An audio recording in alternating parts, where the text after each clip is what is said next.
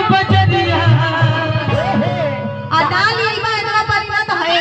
धक्का में गिर जइबो हटाता अरे की कुसुमरा अरे भाई रे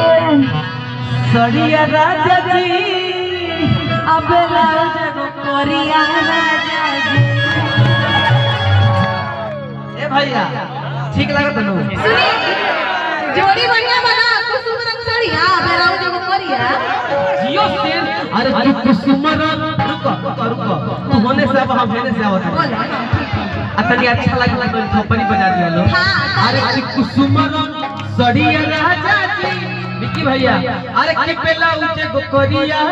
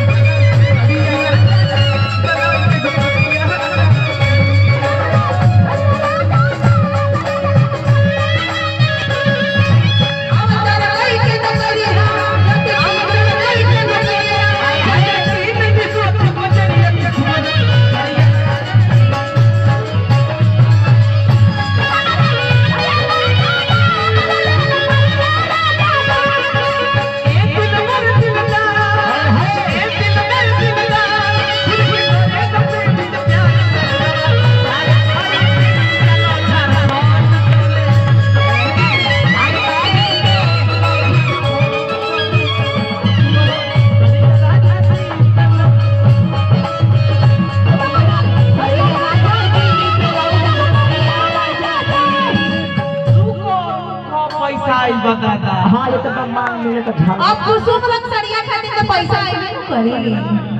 खरीदे के मालूम वरिष्ठ पत्रकार हमारे साहब आए बोलिए क्या बोलिए